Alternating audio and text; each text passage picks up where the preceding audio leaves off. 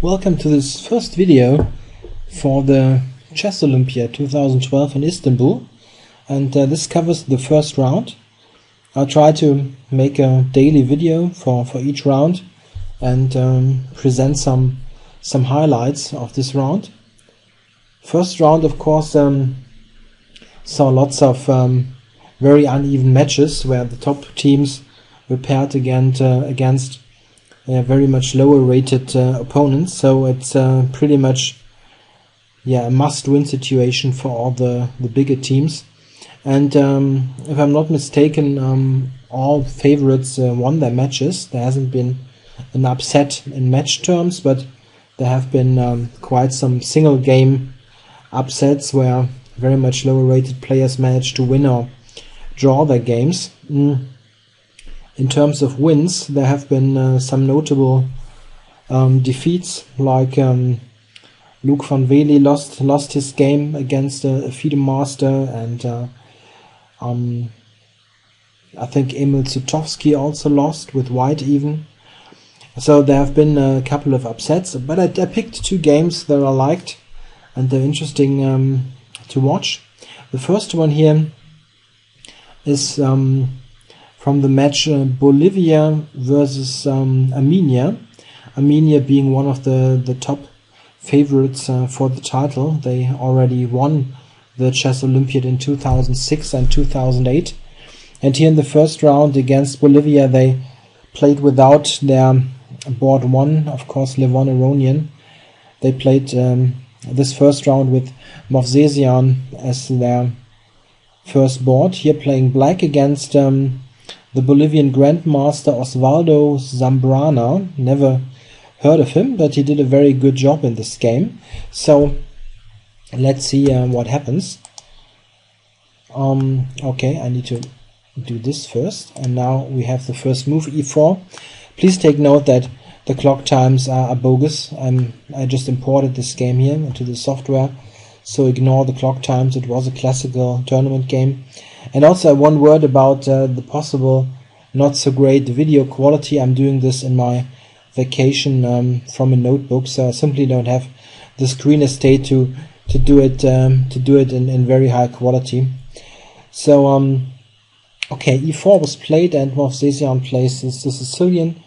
This is what he usually does, and we got an open Sicilian and a time on-off variation. It might transpose to some other lines, but it's initially the time on-off. This has been a favorite of Movsesian's for years, so nothing special, no surprise. He played a6 here. This is an interesting point. Here black has mostly two moves. It's a6 as played, or queen c7, which also fits into the time on-off scheme, but queen c7 in comparison has a slight disadvantage, that in case of an English attack formation like this here, it's not so clear that the queen wants to be on c7. This is simply in some cases not the ideal square. It's of course playable for black, but what he did here, the a6 move, is designed to bring white to away from this this English attack setup. We can see why. In the game, white just played bishop e3, knight f6, and now f4. If he at this point would try to go towards the English attack with f3, then the queen is back on d8, and black can very quickly play stuff like bishop b4 and then d5 and quickly attack e4. This is very useful, and you don't really need the queen on c7 to do that. So he's basically one move up with his counterplay. This is why white tries to go with f4 here nowadays. Bishop b4 to attack the e4 pawn, and of course white just covers it. And now e5. This is an interesting move. Of course, I don't know really the theory of this. I had to look it up to get some idea. This has been played before, but to be honest, it leads to a position type that I would say favors white. But okay, I'm not an expert. Let's see what happens. White took on c6. Black recaptured with the d-pawn. And now f5. If white would take here, then this kind of move is irritating. Also possibly knight e4. Is this possible? Maybe even knight e4. But this move is irritating enough. You would get back e5 and then have a good square on e5. So, but this is not the idea at all. White played f5, and this is the kind of position that I'm. Yeah, of what I just said, that I don't like it very much. White has an automatic idea here to advance further on the king side, gain space, and black doesn't have so clear counterplay, especially the bishop on c8 isn't a great piece. It just bites on this f5 pawn, and yeah, what black would need to do is to put at some point b5, bishop b7, and even then it's no pressure against e4. I don't like it so much. Maybe it is okay, but it's not a position that I would like to play. Here Movsesian played h5, and I think this must be a prepared move, because obviously he did some prep for this game, and I looked in the database. There was actually one game of this white player, Zambrana. He had this on the board before, about 4 or 5 years ago, where his opponent took on e4. An interesting tactical move, relying on the fact that black has got this queen h4 check to get the piece back. So let's say here, this kind of idea, and you get it back with a huge advantage probably. So taking on e4 is bad, but white's idea is queen g4, and this is quite an interesting way to play. White grabs the bishop, black retreats, and queen e4, and after some complication this led to an endgame where white was initially pawn down but got it back quickly and had a good position, especially considering that Movsesian certainly wanted to get some winning chances in this game. He's after all about 200 something points higher rated. Maybe he rejected this on this grounds. So this is why he went with h5, but still I don't really like the position, so I doubt a bit the kind of preparation here. I think it's quite comfortable for white. Yeah, he went queen f3, logical move to probably prepare long castles, and knight g4, trying to dislodge this bishop. It moved away, and then bishop c5. This was the idea, to get this idea into play, but white can simply attack this. He played bishop knight to f2, and now rook f1, and all this here I'm not sure about from black's point of view, because now you have e4 also protected from with this pawn, and it's not so easy to see how black would attack the d3 pawn, and white still has the space advantage. I rather like white here. He played this to provoke the g3 move and then drop back. And I think it's not much of a difference. Of course, black, just to show it quickly, couldn't take here. After this, you don't have a place for the queen. Okay. So let's go back here. He went to e7. And now white just castled long. Yeah, b5, as mentioned, there's no other place for the bishop really. Maybe he could have played a move like bishop d7, but it's all very passive. King b1 was a good move to prepare this one, f6, rook c1, and now white has some ideas against the pawn on e6, and also he can maybe try to get a piece to c5. If he would be able to establish a piece on c5, then black is really close to being dead with a bishop that will never get anything in the game. So bishop b7, bishop e3. White would like to exchange the bishops, and he retreated. In fact, I quickly looked at this move and c5 to free this bishop a bit. It's biting a bit on granite, but still it's maybe a possibility to play like this. c5 looks very weak, though, but maybe it's an alternative. The direct knight to d5, I'm not so sure about if this is really a promising continuation, as black has got this idea. The d5 pawn isn't especially strong, so maybe it was an idea to take on e3. We really need to look for improvements, because pretty soon black gets into a very problematic position. Yeah, bishop back to d6, and now g4, and he took it. And now, a bit surprisingly, for me at least, he captured with the queen. It's not bad at all. I mean, if you take with the pawn, h3 takes g4, white certainly would have been better also, but this is very direct move, also putting pressure on g7. Not bad at all. And now long castles. Maybe this is a mistake. Maybe it's easy to tell after the game. Maybe bishop c7 was an alternative to prepare long castles, but because white now has this very direct idea, knight d5, queen here, and now bishop b6, and yeah, this looks really uncomfortable. He went rook d7, it was attacked after all, and now the very nice move, queen to g1. This is really a high-class move. The idea is to transfer the queen to the queen side, prepare a move like bishop to c5 maybe. Very good move. And yeah, what should black do now? He grabbed this pawn. If he doesn't do this, then bishop c5 really is a problem. Let's say some random move, queen here. Then this is yeah, almost dead for black.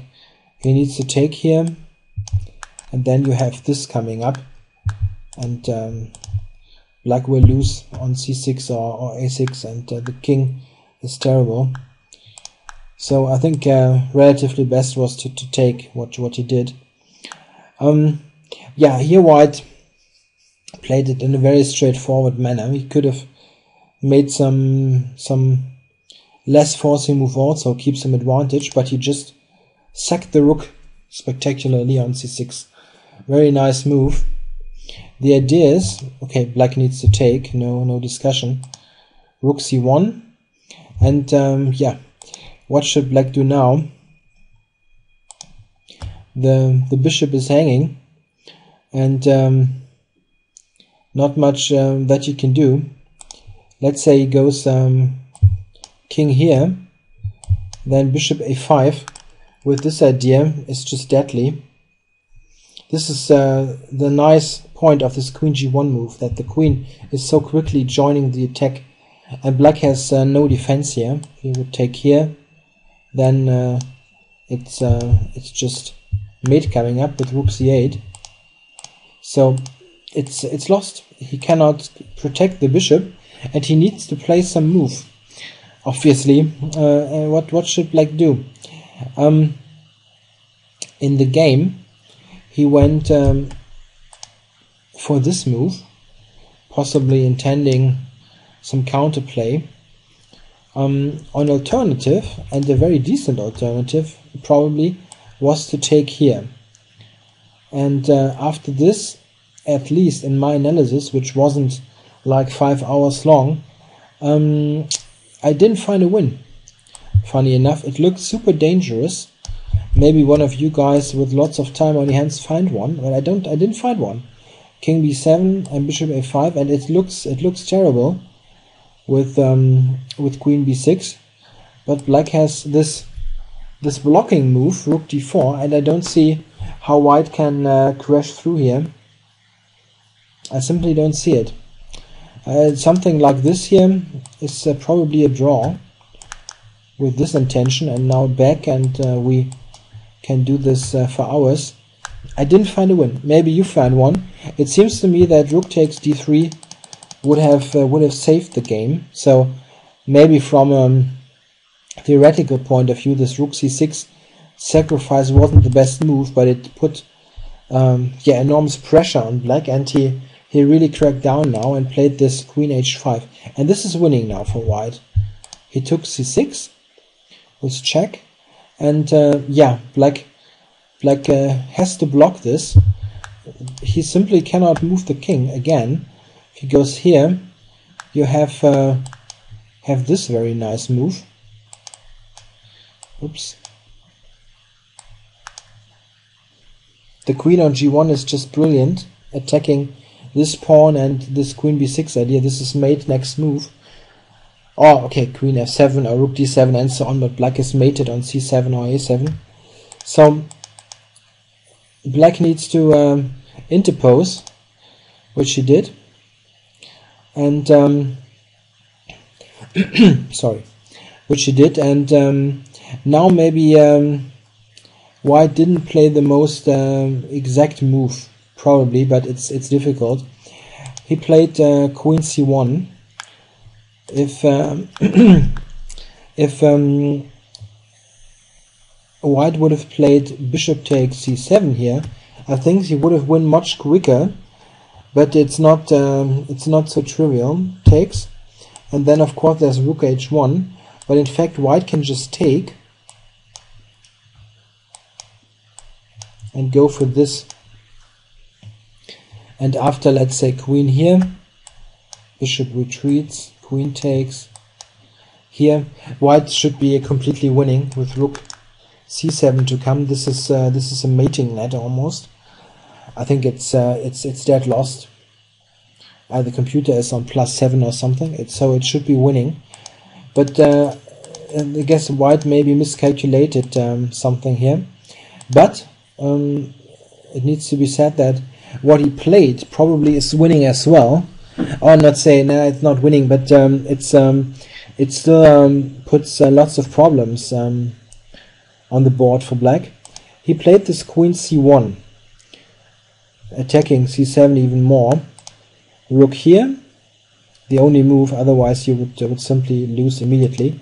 And now bishop g1, and here black actually can take, and this is the big point here. White needs to recapture and take of course first here, and now it's of course he cannot checkmate because of the rook. He needs to grab the rook first, and of course this position still looks very promising for white, but black has got some counterplay with queen e2. It all depends on what happens in the game, because this is completely forced. Queen here takes, and queen c4. This was all forced, and it leads to an end game, which we got in the game, where white is a pawn down. But if you look at this a bit closer, you will see that white is the absolute only player here who can play for win, because the c4 pawn is permanently weak. Well, permanently is maybe the wrong word. It will probably get lost in the near future. And then you have a dominating knight where this bad bishop endgame. After all, black's extra pawn is g7, and this is not worth much at the moment. So it really depends on this endgame. White activated his king, and black now played king d7. And at this point, I think maybe he should have tried this one, king b7. The idea being king here and bishop b6. I think this would have been much better. The idea is if white goes here, you can play this move, oops, and grab here, and this is much better than the game. And I'm not sure. It probably is still critical for black, because this pawn is simply worth nothing, and white can try to still invade. But I think he needed to do this. In the game, it was pretty. Come on. The game with King d7, it was pretty easy in comparison for white to win. King c2, bishop move, and now just knight e3, attacking the pawn, and black has no way to save it simply. Played king here, white grabbed this, and now we have a position with equal material, but white will get a dominating knight, and he of course has 2 against 1, so possible pass pawn quickly, while black still has problems to use his pawn. This is just lost now, and Sembrana does a good technical job, I think. Yeah, he now transfers the knight to f5 just to make sure these pawns don't move. You have time, don't need to rush things. Now a4, king f4, and the transfer back to d5. Black has absolutely no counterplay. And now the very neat move a5. This is really a very aesthetic finish to the game. This knight controls the squares, and white simply threatens b5 and a6. So we see here f5, b5, he took, and here in this position after a takes b5, a6, and yeah, and white is winning. Actually, maybe I accidentally added 1 or 2 moves here in my file. I think Movsesian resigned 1 or 2 moves earlier.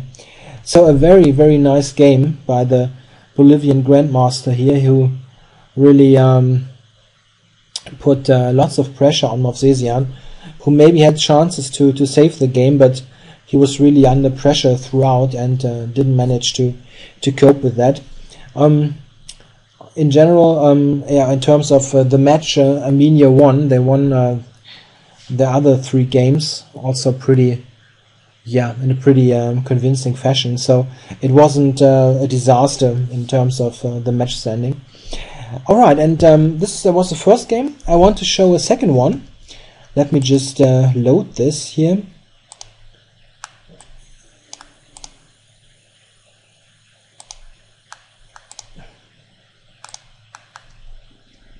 Oops, this wasn't intended. Alright, so this is a game which I won't show so deeply. Just a second here. Need to fix something. Okay, I'm ready. So the second game was from the match of the German team. They played New Zealand in the first round, and won pretty convincingly, 3.5 versus a half. And this game was the most interesting one, I guess. Played on board 2 between a FIDE master rated, I think, 2,250 around this, against Igor Khenkin, who's about 2,650, 60 or something, about 400 points higher. Okay, so let's see. It was a sharp battle. d4 played, d5, c4, and Khenkin took on c4. Knight f3.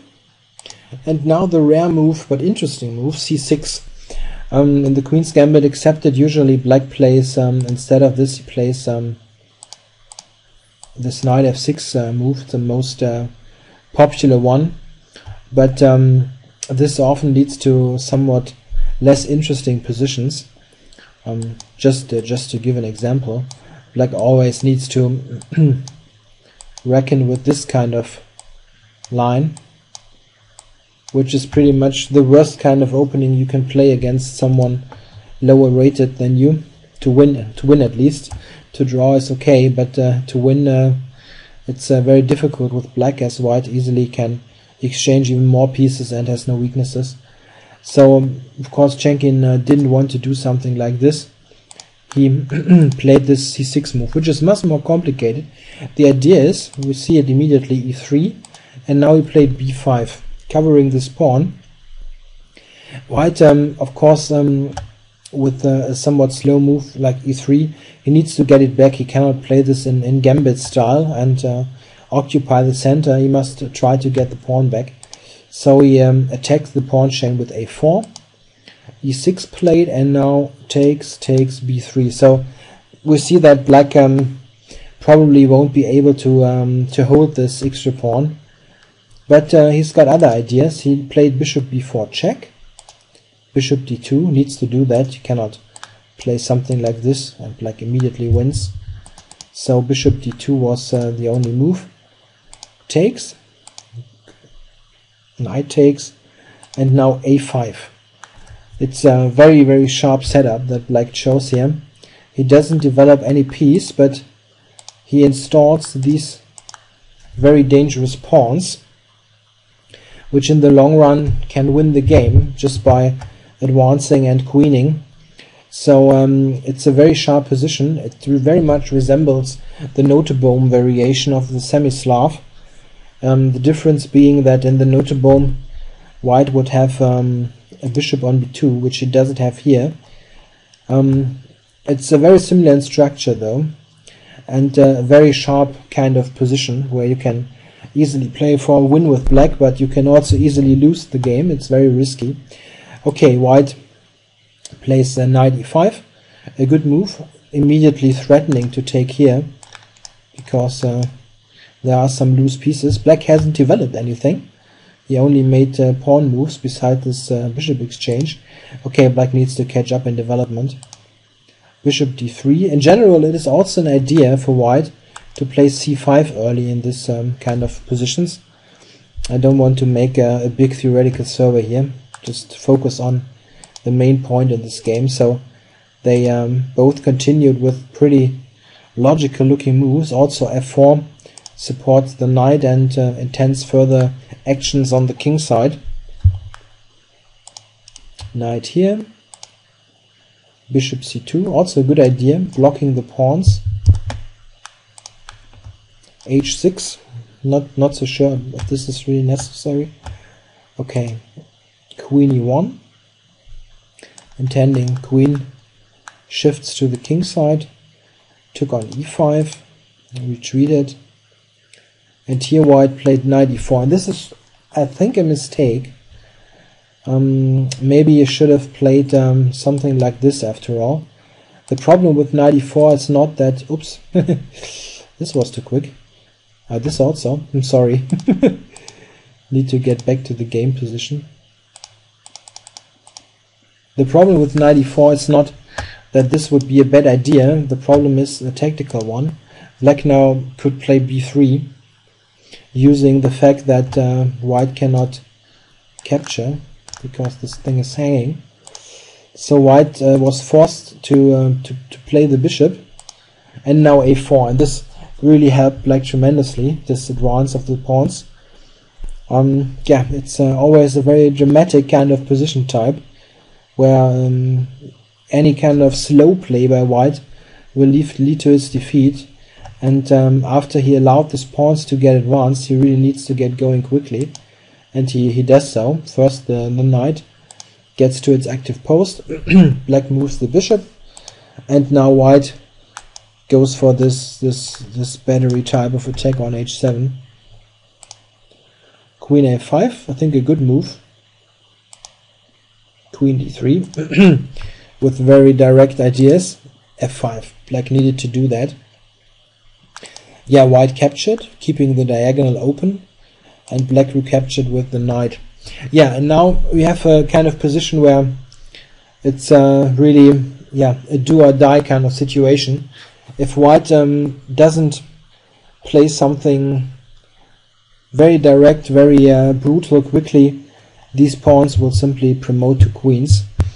So he decided, which is not the best move maybe in a mathematical sense, but from a practical point of view this is just right. He decided to simply take this knight and crash through to h7. In this position Khenkin recaptured, which is perfectly okay. He had an alternative though. He could have played actually this move. The idea is, well, white doesn't have so much choice. He needs to retreat here. Rook takes, queen takes here, and now queen to g4. and I think black is just winning in this position. But okay, you need to see this still. He didn't, obviously, or did some miscalculation. It's not completely easy to do this. He took on f6, which is mentioned isn't a mistake, but it certainly demands much more precision from you. White gave this check, king f8 only move, check, king here, and queen captured on g7. You see, black really needs to be tough here with this king. The king needs to walk right into the center now. And in fact, if you believe the engine here, black is winning, but it takes some strong nerves to play this. Gave c5 check and king to d5. It's right in the middle of the board.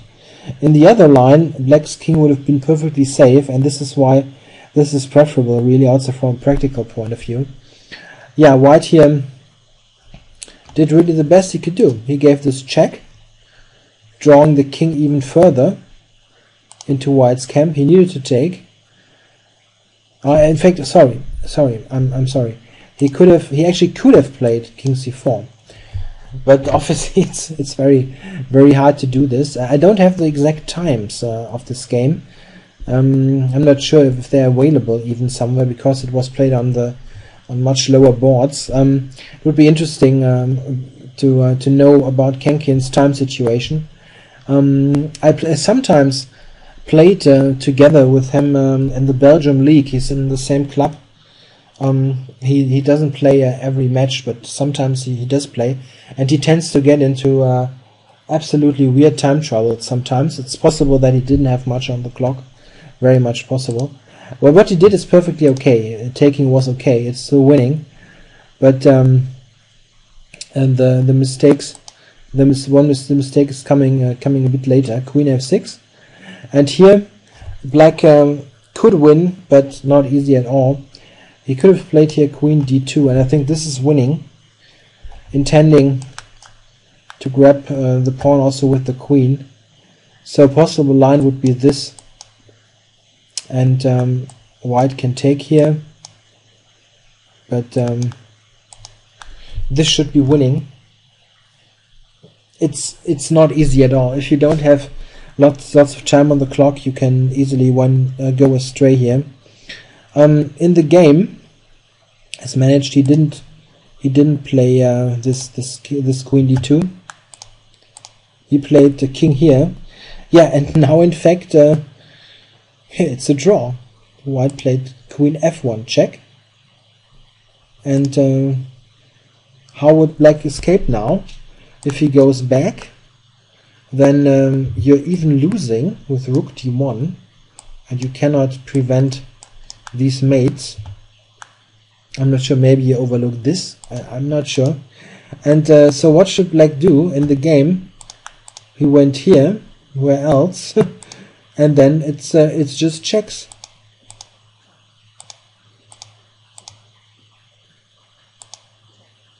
Black simply cannot escape. There's no way. So after a couple of more checks,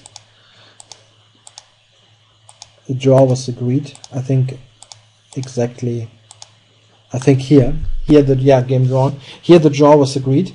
So I think white really did all he could in this position, after he slightly went astray with allowing this b3 stuff here in this position, allowing b3. After this, he really did a good job grabbing f6 and trying really to muddy the waters, and black made those one or two inaccuracies that cost him the victory in this game. But it's very understandable. I for instance always tend to play very badly if the king is running around the board and there's lots of checks. If he didn't have much time, it wasn't easy at all. So a nice king hunt here leading to a draw. You don't see this too often, the king on d5 with queens on the board. Yeah, I hope you enjoyed the two games. I'll be doing further coverage of round 2, and probably I'll upload or do the videos in the day after each round. Sometimes maybe in the evening, but it's still my holidays, and I need to relax a bit at times and not can do videos all the time. Yeah, thanks for watching.